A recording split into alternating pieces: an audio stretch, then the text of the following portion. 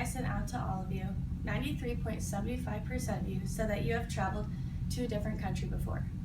Each country is extremely different, and being different is what makes Cabo San Lucas, Mexico so fun. The purpose of my speech today is to inform you all about traveling to a new place in a different country, and by the end of this, you'll have a better understanding of what Cabo San Lucas is.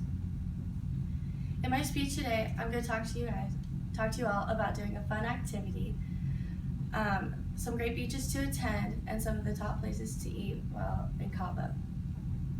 So, when traveling to a new place and you hear Cabo, you probably think of spring break and loss of dignity. Well, that's not really what it is in all situations.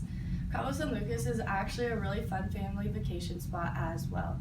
As I had mentioned in a previous speech, Cabo San Lucas is one of my family's favorite vacation spots. So when traveling to a new exotic country, you want to learn more about the beaches, the ocean, and especially since a lot of you probably are from Arizona, the ocean you are next to. So a really fun activity to do is go whale watching and snorkeling. A really fun cruise to do this on is called the Rissalina Cruises. It's a small little intimate cruise type of a feel with about 8 to 12 people, and that's including the 2 local workers. The 2 local workers are very informative and knowledgeable about the whales, the fish, and about Cabo itself. It's a really cool feel because they bring on some really authentic Mexican food, and it has unlimited drinks as well, which is kind of nice. When you go through the water and you'll see whales breach out of the water, they'll know immediately where the whales came from, what type of whales they are, and so that's really interesting to learn about. When going to the snorkeling spot, they tell you the exact places to swim around and the safe ones to swim around, so you can see the most beautiful, colorful, exotic fish. It's really cool to see the type of sea life around Cabo because, you don't really get that experience anywhere else. The good thing that the locals know about Cabo is that they recommend everything to you. So one of the things that they always recommend is going to the fun beaches. So one of the tourist main attractive beaches is called Madonna Beach. So whenever you hear of Mango Deck, that's where it is. It's on Madonna Beach, but probably no spring breaker knows that it's called Madonna Beach. So Madonna Beach is a really long stretch beach that has a bunch of bars and restaurants on it.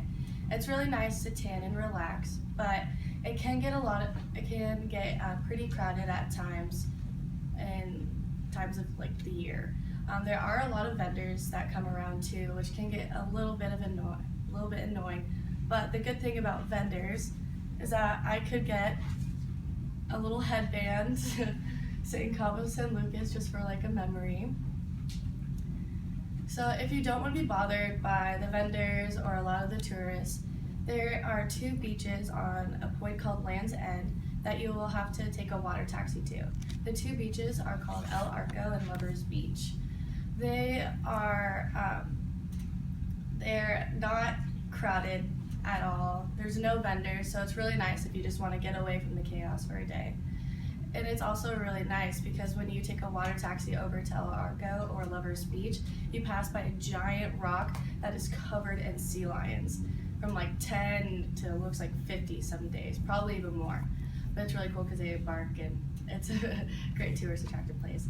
But when going to El Arco and Lovers Beach, it's really funny because on one side of Lovers Beach, it's Lovers Beach, and on the other side, it's Divorce Beach. So I've always wondered how many divorces have actually happened there, but not really. Anyway, so after a long day of tanning and relaxing, another great place to learn about a country is the food.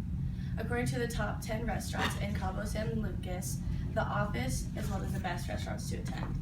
The Office is on Madonna Beach, and it's a really great feel. So at night, it's really cool because you're sitting literally on the beach having dinner, surrounded by great people, great food, especially the tacos, and great people. At night, sometimes they'll have entertainment, so they'll set up a stage right in the middle, right on the beach in front of everyone, and people go out and sing and dance. And they'll even pull you up on stage, and my family has been up on stage multiple times, and it's a good experience. If you don't want that interactive type of feel, then it's really good to go to this place called Edith's. According to National Geographic, Edith's is one of the top places to dine as well in Cabo. When going to Edith's, it's kind of it's not that big of an entertainment, so it's nice to just kind of get away again from the chaos. It is a little bit pricier than the Office, but it's definitely worth the extra $1. So now that you guys know about a fun activity to do, some great beaches to attend, and some great places to eat in Cabo. Overall, I hope you got a better understanding of this. Thank you.